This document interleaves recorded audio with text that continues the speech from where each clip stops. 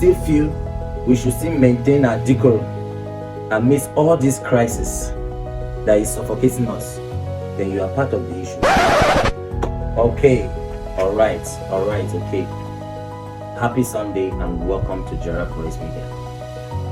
While we were sleeping, or probably while we were in church, praying for ourselves and our nation, praying for the basic amenities that ordinarily we should be provided.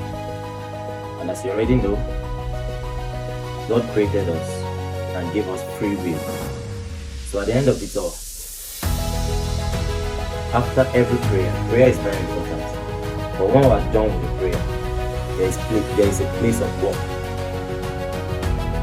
So that means if you keep praying out till He lets you without putting in the work, the situation will still be the same. It's in the Bible, as you can see the verses there. Federal government has mandated microfinance banks such as OPay, PalmPay, Money Points, which are the mostly used, to charge 15 naira pay every transaction you do. This is coming amidst the outcry of fuel hike in prices by NNPC. This is coming amidst the confusion surrounding the earlier celebration of Dangote Refinery and Petrochemicals.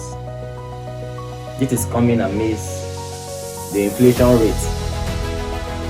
This is coming amidst the hike in transportation. At this point, if you still feel there is no issue to talk about, then you are part of the issue. If you still feel we should still maintain our decorum amidst all this crisis that is suffocating us, then you are part of the issue. You want us to continue with the suffering and smiling, with the yes sir, with the yes, everything is correct, it's very right, absolutely sir. That is the difference of that generation and this generation. Let me give you a short story. Since the creation of Nigeria, not the amalgamation, since independence, if you observe, amidst the crisis we have had, the middle class and the civil service are always out of any discussion that has to do with antagonizing. That's how they sense it against the government. And here's the reason. That's why if you see and you are constantly involved in advocacy or into comradeship, there is always advices you will hear from that generation that we should just leave it. This is how government operates. But the truth is, are we going to continue this way? For how long? And if truly we continue this way, what is the hope of our tomorrow? What exactly are we going to look out for tomorrow? And not just for us, for those that are coming after us. To feel any pain, it is our right to cry. But over the years, it has always been that conspiracy that whatever anybody does is right and anybody shouldn't talk about it because they will sense that, okay, is that particular group, it is that particular ethnicity, it is that particular religion that are coming up for. That is the divide we have always been having. And that's how it will continue so far we don't wake up. But hunger has come. The food hike is hitting everybody, whether you voted for or against. With the electricity tariff, they are not coming to your house to ask you who you voted.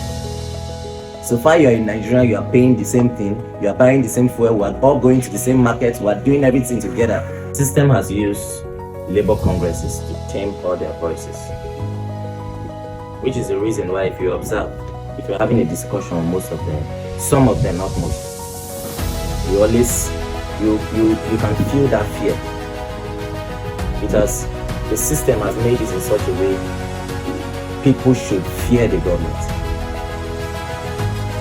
We should fear people who elect. That's the translation. We should fear people who elected. But guess what? By the grace of God and by the works that we are putting in this generation, we are going to ask questions. And I would love to use this video or this medium to have an interaction with some of our youth that are present or that have been lucky enough to be involved in the politics of our country and our state, or even our local government, that if you feel the system is going to continue this way, that okay, you are involved now, you continue with the pathways that have been created of silencing voices, of everything you do is right, then I feel you are very, very much on the long ride. Here is the reason. Our generation will ask questions. Our generation is going to ask questions that you will provide answers because you are a public officer. It's not a private entity. It's something that should work for all of us. That's why if you observe critically, if you are into advocacy, comradeship, or anything that has to do with speaking out, you get to hear many of such instances like, that's how it has always been. In the next 8 years, believe you me, our political system will have series of adjustments. Not because of the older generation, but because of the voices that are coming up. Nigerians are getting wiser. People are getting it clear. They are seeing clearer. We are not waiting for conventional news from radio stations. We are not waiting for conventional news from TVs or newspapers. We already know they have control of that. Social media is a tool that will change this nation. That is the truth. Because with social media, you don't need approval from anybody. So far your facts are right. So far you have data. So far you know what to say. So far you have a medium to say it. This is the platform that will change this country. Because people are asking questions, and very soon, no matter how long it will take, answers will come. I believe in Nigeria. I believe that one day we'll persevere above all our issues. It's not peculiar to only us. If you read the history very well of America that we look up to, many countries, there are some European countries, they had their issues too. I'm sure we are within that time. Have a do, Ken. But before I do, yeah, I go see the turn. A word from my local government, from my state, and from Nigeria. We are going to be asking questions. And by the grace of God, no matter how long it will take, even if the questions are not answered now, it will surely be answered. So if you are getting into politics as a youth of our generation, and you feel we are going to still continue with the conventional way of politics, you are on a long ride. That is the truth.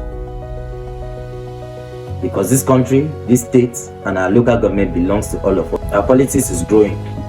Our democracy is growing as well because the people are becoming more aware. They are becoming more aware from your stipends game. Very soon they will realize that 20,000 naira will do nothing for them. Very soon they will realize that there are more bills to pay than your 20,000. Because that's where the election is always going on. That's where the vote always comes from. From the people they feel that they are gullible, of which they are not. It's just because they don't have the right information. It has always been believed that okay, ungo double yapati. Ungo double kyundu no nebu yapati.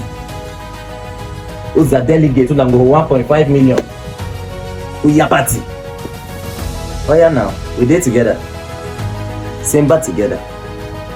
But by the grace of God, things will change for good. However, though, the people will wise up and rise above all our principalities. We are going to rise above all of them by the grace of God.